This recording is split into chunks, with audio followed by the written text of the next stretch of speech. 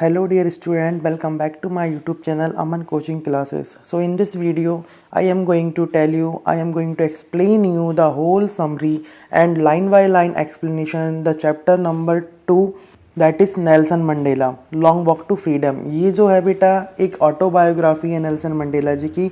तो इस वीडियो में हम लोग लाइन बाय लाइन इसका पूरा एक्सप्लेनेशन देखेंगे विथ हिंदी एंड इंग्लिश में। ओके, सो अब हम चैप्टर को स्टार्ट करते हैं।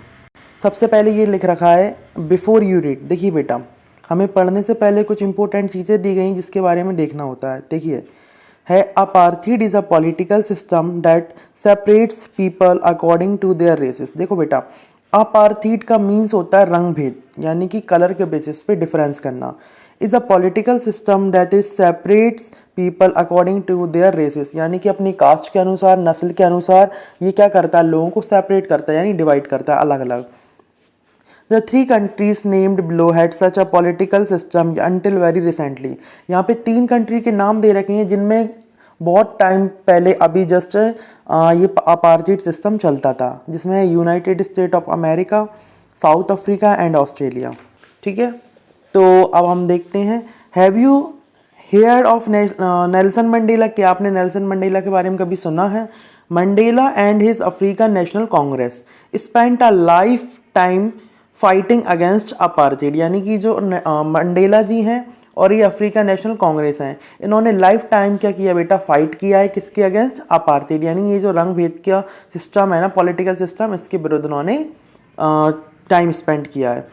Mandela had to spend 30 years in prison, और जो मंडेला जी थे ना उनको 30 सालों तक प्रिजन यानी कि जेल में रहना पड़ा। Finally democratic elections were held in south Africa in 1994, और फाइनली साउथ अफ्रीका में डेमोक्रेटिक इलेक्शन हुए। कब हुए थे? 1994 में। And Mandela became the first black president of new nation, और जो मंडेला जी हैं वो प्रेसिडेंट बन गए न्यू नेशन के। ठीक है, फर्स्ट ब्लैक प्रेसिडेंट वो बने थे। सो देखते हैं बेटा, in this extract from his autobiography long walk to freedom. अब ये जो चैप्टर, ये छोटा सा एक्सट्रैक्ट जो लिया गया है, ये इनकी ऑटोबायोग्राफी जो जिसका नाम क्या है, लॉन्ग वॉक टू फ्रीडम, यहाँ से लिया गया है। Mandela speaks about a historic occasion the inauguration, यानी मंडेला जी इसमें क्या बताती हैं, एक ऐतिहासिक अवसर जो कि क्या था, शपथ समारोह या शपथ ग्रहण समारोह हम बोल सकते, the inauguration. Can you gas what the occasion might be? क्या आप गैस कर सकते हो कि ये ओकेशन क्या था? Check your guess with news item from the BBC of 10 May 1994। आपने जो भी गैस किया उसे आप इस न्यूज़ से मैच कर सकते हैं। देखिए बेटा, ये बॉक्स में आपको न्यूज़ दे रखी है, ये समाचार पत्र जो होते हैं उसकी एक हेडलाइन टाइप की आप मान सकते हैं। देखिए क्या दिया है, Mandela becomes south Africa first black president, यानी मंडेला जी साउथ अफ्रीका के पहले ब्लैक प्रेसिडेंट बने। तो अब देखिए इसके बारे में डिटेल्स उन्होंने क्या दिया है। Nelson Mandela has become South Africa first black president after more than 3 centuries of white rules, यानी कि लगातार 3 सेंचुरी से वाइट रूल यहाँ पे कर रहे थे। तो फाइनली क्या हुआ, साउथ अफ्रीका के पहले ब्लैक प्रेसिडेंट कौन बन गया बेटा? नेल्सन मंडेला जी बन गए। African national Congress party, sorry, Mr. Mandela's African National Congress Party won 252 of the 400 seats in the first democratic election of South Africa's history। यानी साउथ अफ्रीका की हिस्ट्री में पहली बार 400 में से 252 सीटें प्राप्त करके ये जो है वो उनकी सरकार बनी थी, यानी नेल्सन मंडेला जी प्रेसिडेंट बने थे। The inauguration ceremony took place in the lovely sandstone amphi theatre, यानी जो इनॉग्रेशन सेरेमनी हुआ था, ये समारोह हुआ था, कहाँ पे हुआ था? यूनियन बिल्डिंग प्रिटोरिया, यानी कि यूनियन बिल्डिंग एम्फी थिएटर में हुआ था इन प्रिटोरिया, जो कि कहाँ पे? प्रिटोरिया में। Today attended by the politician and dignitaries from more than 140 centuries around the world, यानी इसमें बेटा बहुत सारे पॉलिटिशियंस आए थे, बहुत सारे मान सम्मानित लोग आए थे, मोर देन 140 कंट्रीज, यानी कि लगभग 140 देशों से भी ज़्यादा यहाँ पे लोग आए हुए थे। और क्या बोलते हैं, never never again will this beautiful and land experience the operation of one by another, यानी कि यहाँ पे कभी भी एक के द्वारा दूसरे पर ऑपरेशन नहीं होगा, यानी कि अत्याचार नहीं किया जाएगा, कभी भी एक्सपीरियंस ऐसा नहीं होगा इस धरती पर। Said Nelson Mandela in his address, यानी नेल्सन मंडेला ऐसा उनके एड्रेस में बोलते हैं।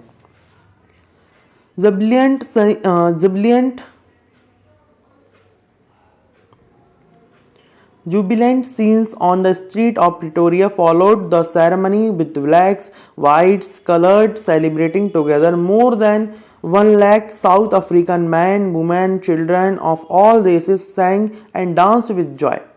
यानी कि क्या हुआ, सफ़ेद लोग जो मतलब वाइट लोग थे, अश्वेत यानी ब्लैक लोग थे, वह हिंदुस्तानी लोगों के ने भी कार्यक्रम में जश्न मनाया। इसके समापन पर प्रिटोरिया की सड़कों पर उल्लास से भरे दृश्य देखे गए। 1 लाख लोगों से भी ज़्यादा जाति, अलग अलग जाति के नस्ल के पुरुष महिलाएं वहाँ पे सॉन्ग गा रहे थे और खुशी से वो लोग नाच रहे थे। ठीक है, अब ये चैप्टर हम लोग स्टार्ट करते हैं, जिसका फर्स्ट पैराग्राफ हम लोग पढ़ते हैं। देखिए, फर्स्ट पैराग्राफ है, 10th May dawned bright and clear.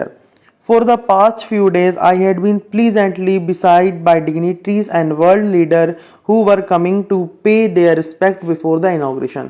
यानी कि जो 10 मई की जो सुबह थी, जो मौसम था वो बहुत ही ब्राइट था और क्लियर था, जो कि पिछले कुछ दिनों में बहुत ही खुशनुमा मिजाज में सम्मानीय व विश्व नेता वर्ल्ड लीडर्स से घिरा हुआ था, जो कि उद्घाटन यानी कि इनॉग्रेशन शपथ ग्रहण समारोह में अपनी शुभकामनाएं देने आ रहे थे पूरे वर्ल्ड से। तो यहाँ पे जो गैदरिंग कर रहे थे, सबसे बड़ी गैदरिंग थी बेटा, largest gathering ever of international leaders on the south African soil, यानी पहली बार साउथ अफ्रीका की धरती पर इतनी बड़ी संख्या में गैदरिंग वहाँ पे हो गई थी। नाउ द सेकेंड पैराग्राफ क्या है, The ceremonies took place in the lovely sandstone amphitheater formed by Union Building in Pretoria. यानी जो सेरेमनी कहाँ पे प्लेस हुआ था, कहाँ पे हुआ था बेटा ये सेरेमनी, तो ये हुआ था लवली सैंडस्टोन एम्पी थिएटर, यानी कि सैंडस्टोन यानी लाल पत्थर से बने हुए ऐसे एम्पी थिएटर था, फॉर्म्ड बाय यूनियन बिल्डिंग, जो कि यूनियन बिल्डिंग द्वारा बनवाया गया था, इन प्रिटोरिया, जो कि प्रिटोरिया में था। For decades this had been the seat of white supremacy, and now it was the site of a rainbow gathering of different color and nation for the installation of South Africa's first democratic non-racial government. यानी कि कई दशकों से, कई century से यहाँ श्वेत यानी अंग्रेजों की लोगों की तानाशाही चलती रही थी। अब ऐसा लग रहा था कि यहाँ अलग अलग यानी अलग अलग जो नस्लें हैं, वर्णें हैं, ऐसा लग रहा था कि इंद्रधनुष की छटा यानी सभी प्रकार के लोग यहाँ पे आए हुए हैं। तो दक्षिण अफ्रीका की सबसे पहली डेमोक्रेटिक और गैर वर्ण सरकार की स्थापना करने आए थे, यानी यहाँ पे कोई रेसिज्म नहीं होगा, यहाँ पे कोई भेदभाव नहीं होगा। हमारा थर्ड पैराग्राफ है, on that lovely autumn day I was accompanied by my daughter जनानी, यानी कि इस शरद ऋतु के दिन मतलब मैं अपनी डॉटर जो कि जैनानी है उसके साथ में आया हुआ। तो ये कौन बोल रहा है, मंडेला जी बोलते हैं। On the podium, Mr. D. Clerk was the first sworn in as second deputy president. सबसे पहले मिस्टर डी क्लर्क जो थे उन्होंने शपथ ली थी, किसके रूप में, सेकंड डिप्टी प्रेसिडेंट के रूप में। Then Thabo Mbeki was sworn in as first deputy president, जिसके बारे में थाबो मवेकी जी आए थे जिन्होंने सेकंड डिप्टी प्रेसिडेंट के रूप में शपथ ली थी। When it was my turn, और जब मेरा टर्न आया, I pledge to obey and uphold the constitution and to devote myself to the well-being of the republic and its people. जब मेरा टर्न आया मैंने प्लेज ली कि मैं कॉन्स्टिट्यूशन को हाथ में रख के मैंने ये शपथ ली कि मैं अपने राष्ट्र के प्रति वफादार रहूँगा और उसके लोगों के प्रति भी वफादार रहूँगा। To the assembled guest and the watching world I said, पूरा वर्ल्ड देख रहा था, सभी जो गेस्ट आए हुए थे वो भी सब लोग देख रहे थे। मैंने कहा, Today all of us do by our presence here confer glory and hope to newborn liberty out of the experience of an extraordinary human disaster that lasted too long. क्या हुआ था बेटा, देखो आज हम यहाँ हमारी मौजूदगी द्वारा, हमारी प्रेजेंस द्वारा अपनी नई उत्पन्न हुई स्वतंत्रता की महिमा, क्या बोल रहे हैं वो लोग, न्यू बॉर्न लिबर्टी एंड उम्मीद की कामना करते हैं, यानी कि कैसी, कॉन्फर ग्लोरी की वो लोग कामना करते हैं।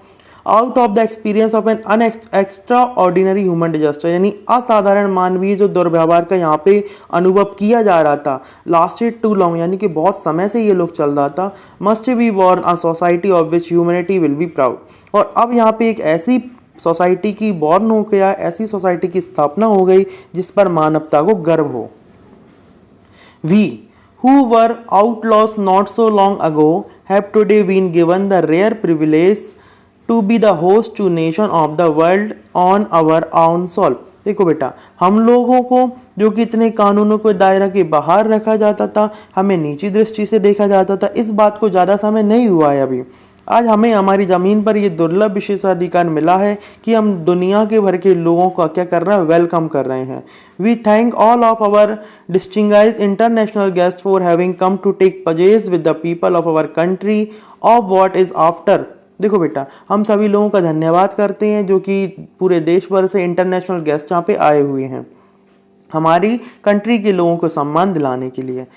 After all a common victory for justice, for piece, for human dignity. अब कहा जा सकता है कि ये सिर्फ एक अकेली की वो नहीं है बेटा, क्या बोलते हैं, विक्ट्री नहीं है, ये पूरे न्याय की, शांति और मानव समाज की साझी विजय है। आखिरकार ये ठीक है, सबकी एक साथ विजय है। We have at last achieved our political emancipation. We placed ourselves to be liberate all our people from the continuing bondage of poverty, deprivation, suffering, gender and other discrimination. और क्या बोलते हैं, हम लोगों ने आखिरकार कानूनी रूप से बंधनों से स्वतंत्रता प्राप्त कर ली है, फ्रीडम प्राप्त कर ली है। हम अपने देशवासियों को कभी गरीबी यानी कि पॉवर्टी, डिप्रीवेशन, सफरिंग, जेंडर और अदर डिस्क्रिमिनेशन के रूप में भेदभाव कभी भी नहीं करेंगे। ऐसी वो क्या लेते हैं बेटा, शपथ लेते हैं। Never never and never again shall it be that this beautiful land will again experience the operation of one by another. यानी कि कभी भी हमारी इस ब्यूटीफुल लैंड पे एक्सपीरियंस नहीं किया जाएगा कि किसी एक व्यक्ति द्वारा दूसरे व्यक्ति पर अत्याचार हो रहा है। The sun shall never set on the glorious a human achievement. और यहाँ पे जो मानवीय प्राप्ति हुई है, यहाँ का सूरज कभी अस्त नहीं होगा। Let freedom reign, God bless Africa. यानी कि स्वतंत्रता का राज हो और ईश्वर अफ्रीका का भला करे, ऐसी कामना हम करते हैं। A few moments later, we all lifted our eyes in awe as a spectacular array of South Africa jets. कुछ समय बाद ही हम क्या करते हैं, हम सब लोग अपनी नज़रों को ऊपर उठा लेते हैं, जहाँ पर दक्षिण अफ्रीका के jet, helicopters and troop carriers rode in perfect formation over the union building. जो कि यूनियन बिल्डिंग के ऊपर ये जेट्स वगैरह हो गए, हेलीकॉप्टर हुए, ट्रूप्स हो गए, ये बहुत अच्छे से ऊपर वहाँ पे गर्जना कर रहे थे। बहुत अच्छा दृश्य यहाँ पे लग रहा था। It was not only a display of pin point precision and military force. ये सिर्फ क्या नहीं है बेटा, ये सिर्फ सदा हुआ सैनिक शक्ति के प्रदर्शन नहीं है, यह नई सरकार के प्रति और प्रजातंत्र के लिए उनकी वफादारी है, लॉयल्टी है, but a demonstration of a military loyalty to democracy, to a new government that had been freely and fairly. जो कि बेटा जो न्यू गवर्नमेंट है बहुत ही फ्रीली है, बहुत ही फेयरली है, जो कि इलेक्टेड की गई है।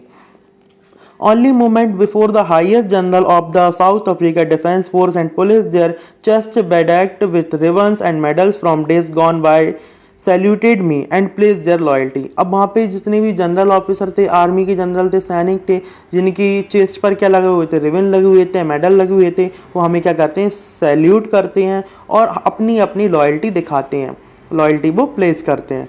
I was not unmindful of the fact that not so many years before they would not have saluted but arrested me. अभी उस बात को ज़्यादा समय नहीं हुआ है कि ये लोग मुझे अरेस्ट करते थे, मेरे को सैल्यूट तो करते ही नहीं थे।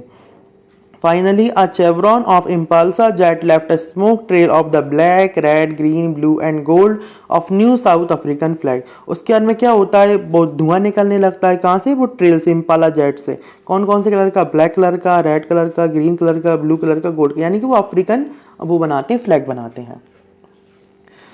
The day was symbolized for me by the playing of our two national anthems and the vision of white singing. देखो बेटा, वहाँ पर ये मेरे लिए प्रतीक था, सिंबल था for me by the playing of our two national anthem, क्योंकि वहाँ पर दो नेशनल एंथम गाए गए थे। And the vision of white singing, white वालों के लिए क्या गाया गया था, नकोसी सिकेलल अफ्रीका, यानी नकोसी सिकेलल अफ्रीका वाइट के लिए गाया गया था। एंड ब्लैक सिंगिंग डायस्टेम, यानी ब्लैक्स के लिए क्या गाया था, Die Stem. The old anthem of the republic, जो कि रिपब्लिक का पहले वाला एंथम था। Although that the neither group knew the lyric of the anthem they once despised, they would soon know the words by heart. यानी कि इन दोनों में किसी को भी ज़्यादा अच्छे से बोल वो नहीं आते थे, क्योंकि उसके बारे में उनकी धारणा ऐसी हो गई थी कि ये तो बहुत तुच्छ है, पर अब उन्हें बहुत जल्दी वो लिरिक्स याद हो जाएगी। On the day the inauguration, I was overwhelmed with the sense of history in the first decade of the 20th century. यानी कि शपथ ग्रहण के दिन मैं इतिहास के बारे में सोचकर बहुत ही प्रसन्न हो रहा था, बहुत ही ओवरवेल्म्ड हो रहा था। 20वीं शताब्दी के पहले दशक में a few years after bitter Anglo war and before my on birth, यानी मेरे बर्थ से पहले भी और ये जो एंग्लो वॉर हुआ था, इससे the white skin people of South Africa paste up their differences and erected a system of racial domination against the dark skin people of their on land. यानी कि एंग्लो वॉर के महायुद्ध के बाद और मैंने जन्म से पहले भी दक्षिण अफ्रीका के गोरों ने अन्य अश्वेत लोगों यानी वाइट जो ब्लैक लोगों के साथ अपने मतभेद खत्म कर लिए थे और अपनी रेस यानी नस्ल की श्रेष्ठता के नियम को ही अपने देश के अश्वेतों के विरुद्ध लिया था। अश्वेत मतलब कि ब्लैक। ये जो संरचनाओं ने बनाई थी वह सर्वाधिक सख्त और अमानवीय समाजों का आधार थी। The structure they created form the basic of one of the harassed and most inhuman societies the world has ever known. Now in the last decade of 20th century and my own 8th decade as a man, that system had been overturned forever and replaced by one that recognized the right and freedoms of all people regardless of the color of their skin। मतलब कि ये जो उन्होंने संरचना बनाई थी ये सर्वाधिक सख्त थी और अमानवीय थी, इनह्यूमन थी। जब हम 20वीं शताब्दी के आखिरी दशक चल रहा है और मैं 80 साल का हो गया हूँ, अब यह व्यवस्था हमेशा के लिए बदल गई है जो सभी व्यक्तियों के अधिकारों और स्वतंत्रता का सम्मान करेगी बिना किसी रंग भेद के, बिना किसी का कलर देखे। That day had come about through the unimaginable sacrifices of thousands of my people। यानी कि ये दिन मुझे याद आता है कि ये दिन मेरे अकेले की वजह से नहीं आया है, आखिरकार वह दिन आ गया जिसके लिए हमारे हजारों लोगों ने बहुत सारी कुर्बानियाँ दी हैं, सेक्रीफाइसेस की हैं। Sufferings and courage can never be counted और रिपेयर्ड, यानी उन लोगों का साक्ष्य को काउंटेड नहीं किया सकता, उनके बलिदानों को हम लोग गिन नहीं सकते। I felt that as I have on so many other days that I was simply the sum of all those African patriots who had gone before me. That long and noble line ended and now began again with me. I was pained that I was not able to thank them and that they were not able to see what their sacrifices had brought। मतलब कि वे लोग जिनकी परेशानियों को और सास को गिना नहीं जा सकता, ना ही बदले में उनके लिए कुछ किया जा सकता है। मैंने उस दिन को फील किया है जैसा कि मैं कई बार पहले भी फील किया करता था कि मैं उन सभी अफ्रीका देशभक्तों का निचोड़ हूँ जो मुझसे पहले सेक्रीफाइसेस कर चुके हैं। वह लंबी और पावन पंक्ति खत्म हो चुकी हैं, अब वह मुझसे फिर से शुरू हो गई है। मुझे दुख है कि मैं उन लोगों को शुक्रिया अदा यानी थैंक भी नहीं कर पाया और वे लोग समर्थ नहीं हैं कि मैं उनकी कुर्बानियों का नतीजा क्या मिला है ये सब देखने के लिए। The policy of apartheid created a deep and lasting wound in my country and my people। यानी कि रंग भेद की नीति ने मेरे देश और देशवासियों को गहरा व कभी ना भरने वाला जख्म दिया था। All of us will spend many years if not generations recovering from that profound hurt। यानी हम बहुत साल से ऐसे व्यतीत करेंगे अगर हमारे आने वाली पीढ़ियों ने इस गहरे घाव को नहीं भरा। But the decades of oppression and brutality had another unintended effect, and that was that it produced the Oliver Tambos, the Walter Sissoulus, the Chief Luthilis, the Yusuf Dadus, the Bram Fishers, the Robert Sobukos of our time, men of such extraordinary courage, wisdom and generosity.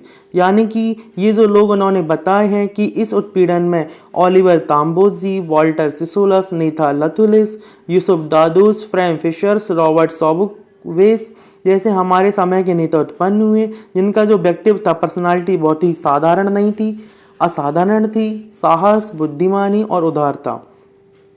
इन जैसे लोग शायद ही अब हों। Perhaps it requires such depth of operations to create such heights of character। My country is rich in the minerals and germs that lie beneath its soil, but I have always known that its greatest wealth is its people, finer and truer than the purest diamond। यानी मेरे देश के जो लोग बाग हैं शायद ही ऐसा ऊंचा व्यक्तित्व होने के लिए उनके उस गहराई सीमा तक उत्पीड़न होना जरूरी हो। मेरा देश खनिज पदार्थों और कीमती बहुमूल्य पत्थरों से भरा हुआ है जो कि मिट्टी के नीचे हैं। पर मैं हमेशा से यह जानता था कि मेरे देश की सबसे बड़ी दौलत क्या है, यहाँ के लोग हैं जो कि हीरे जैसे हैं और सच्चे हैं और अच्छे हैं। It is the form these comrades in the struggle that I learned the meaning of courage time and again. I have seen men and women risk and give their lives for an idea. I have seen men stand up to attacks and torture without breaking, showing the strength and resilience that defies the imagination. I learned that courage was not the absence of fear, but the triumph over it. The brave man is not who does not feel afraid, but he who conquers that fear. It means ये जो comrades थे, ये जो struggle थे, इन संघर्षों में अपने साथियों के साथ मैंने उत्साह का अर्थ समझा। समय के साथ साथ मैंने देखा कि पुरुषों और स्त्रियों ने किस तरह अपने जीवन एक सोच के लिए खतरे में डाला। मैंने देखा कि वहाँ के जो मैन हैं किस तरह से उन्होंने आक्रमण सहा, अत्याचारों को भी सहा, अत्याचारों को सहन करने में ताकत दिखाई, और यह सब कल्पना से भी परे, हम लोग इमेजिनेशन भी नहीं कर सकते। मैंने यह सीखा कि उत्साह भय की उपस्थिति नहीं है, मतलब कि जो उत्साह है वो भय की अनुपस्थिति नहीं थी, बल्कि उसके ऊपर विजय थी, कॉन्क्योर ओवर इट। बहादुरी वह नहीं है, ब्रेवनेस वह नहीं है जो कि डरता है, बल्कि वह है जिसने उस फियर पर ओवरकम कर लिया हो, यानी कि विजय प्राप्त कर ली हो। No one is born hating another person because of the colour of his skin or his background, यानी कि कोई भी व्यक्ति बेटा बचपन से ही ऐसा पैदा नहीं होता कि उसको किसी की स्किन के प्रति हेट भावना हो, किसी के बैकग्राउंड के प्रति हेट भावना हो, और हिज रिलीजन या फिर उसके धर्म के प्रति भेद भावना हो। People must learn to hate and if they can learn to hate they can be taught to love, यानी लोग अपने आप से सीखते हैं किसी से नफरत करना। यदि वो नफरत करना सीख सकते हैं तो ये प्यार करना भी सीख सकते हैं। For loves come more naturally to human heart than its opposite, यानी कि जो प्यार है वही घृणा से ज़्यादा हमारे ह्यूमन हार्ट में आता है naturally. Even in the grimmest times in prison when my comrades and I were pushed to our limits, I would see a glimmer of humanity in one of the guards, perhaps just for a second. जब मैं jail में था तो वहाँ पर जो guard लगा हुआ था उनके मन में भी मैं ये दयालुता का भावना देख सकता था, लव को देख सकता था। But it was enough to reassure me and keep me going. Man's goodness in a flame that can be hidden but never extinguished, यानी कि मन की जो बेटा गुडनेस है उसको आप ख़त्म नहीं कर सकते, छिपाया तो जा सकता है। उसकी जो ज्वाला है, अच्छाई की ज्वाला है, उसे छिपाया तो जा सकता है पर कभी भी ख़त्म नहीं किया जा सकता। In life every man has twin obligation, अब ये बहुत अच्छी लाइन बोली उन्होंने कि सभी व्यक्ति के जीवन में दो कर्तव्य बहुत आवश्यक रूप से होते हैं। Obligation to his family, to his parent, to his wife and his children, यानी कि पहला ऑब्लिगेशन किसके लिए होता है? हमारी फैमिली के लिए होता है, हमारे पेरेंट्स के लिए होता है, वाइफ के लिए होता है और चिल्ड्रंस के लिए होता है। And he has an obligation to his people, और दूसरा जो ऑब्लिगेशन होता है वो हमारे पीपल्स के लिए होता है, हमारी कम्युनिटी के लिए होता है, हमारी कंट्री के लिए होता है। ठीक है। In a civil and human society each man is able to fulfil those obligation according to his own inclination and abilities, यानी कि अपनी अपनी एबिलिटी के अनुसार हम हमारे कर्तव्यों का ध्यान रखते हैं। But in a country like South Africa, it was almost impossible for a man of my birth and color to fulfill both of those obligations. ठीक है। In South Africa, man of color who attempt to live a human being was punished and isolated. यानी कि it means क्या होता है बेटा, एक सभ्य और दयालु समाज में हर इंसान इस कर्तव्य की अपनी इच्छाएं और काबिलियत के हिसाब से पूरा करने में सक्षम होता है। परंतु यहाँ दक्षिण अफ्रीका में क्या होता था, दक्षिण अफ्रीका जैसे मेरे देश में मेरे जैसी नस्ल रेसेस वाले लोगों के लिए क्या होता था, असंभव होता था, अपने कर्तव्यों का पालन करना असंभव होता था। दक्षिण अफ्रीका में जो ब्लैक लोग थे, हम आम इंसानों जैसे ही रहने की कोशिश करते थे तो क्या होता था, उन्हें पनिशमेंट दिया जाता था और अलग कर दिया जाता था। दक्षिण अफ्रीका में अगर कोई इंसान अपने लोगों की ज़रूरत पूरे करने के लिए कोशिश भी करता था, ट्राई भी करता था, तो उसे अपने परिवार और घर से अलग कर दिया जाता था, फैमिली से दूर कर दिया जाता था और उस परिवार से अलग रहने के लिए मजबूर किया जाता था। In South Africa, a man who tried to fulfill his duty to his people was inevitably ripped from his family, अलग कर दिया जाता था, and his home, and was forced to live a life apart. A twilight existence of secrecy and rebellion. I did not in the beginning choose to place my people above my family, but in attempting to serve my people, I found that I was prevented from fulfilling my obligation as a son, as a brother, as a father, as a husband. It means that मैंने शुरुआत में तो अपने अपने लोगों को अपने परिवार के ऊपर नहीं रखा, लेकिन देशवासियों की सेवा करने के दौरान मैंने पाया कि अपना बेटे होने का कर्तव्य, अपने भाई होने का कर्तव्य, पति और पिता होने के कर्तव्य को मैं पूरा नहीं कर पा रहा हूँ।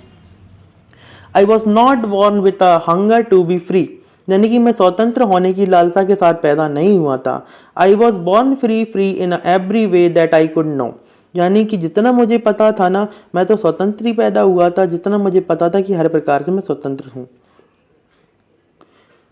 Free to run in the fields near my mother's hut, free to swim in the clear stream that run through my village, free to roast meals under the stars and ride the broad backs of slow moving bulls. As long as I obeyed my father and abided by the customs of my tribe, I was not troubled by the laws of man or God. क्या मतलब है इसका? देखिए, मेरे लिए स्वतंत्रता क्या क्या थी। देखो, मैं अपनी माँ की झोंपड़ी के पास रहता था और खेतों में भागने के लिए स्वतंत्र, मेरे लिए ये फ्रीडम थी। मैं अपनी माँ की झोंपड़ी के पास रहता था और खेतों में भागने के लिए स्वतंत्र, ये मेरी फ्रीडम थी।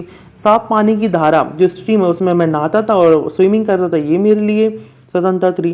तारों की छाँव में भुट्टे भूनने की स्वतंत्रता, ये मेरे लिए स्वतंत्रता थी।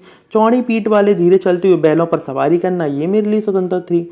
जब तक मैंने अपने पिता की आज्ञा मानी और अपनी जाति के रिवाजों को माना, मुझे इंसानों या ईश्वर कानून में कोई परेशानी नहीं हुई। But it was only when I began to learn that my boyhood freedom was an illusion. जैसे ही मुझे मैं बॉयहुड हुआ, यानी कि जैसे ही मैं थोड़ा बड़ा हुआ, तो मुझे लगा कि ये जो मेरी स्वतंत्रता, ये तो सिर्फ झूठा दिखावा है। When I discovered as a young man that my freedom had already been taken from me, मैं जब बड़ा हुआ तो मुझे ऐसा फील हुआ कि मेरी जो फ्रीडम वो खुद मेरे द्वारा छीनी गई है।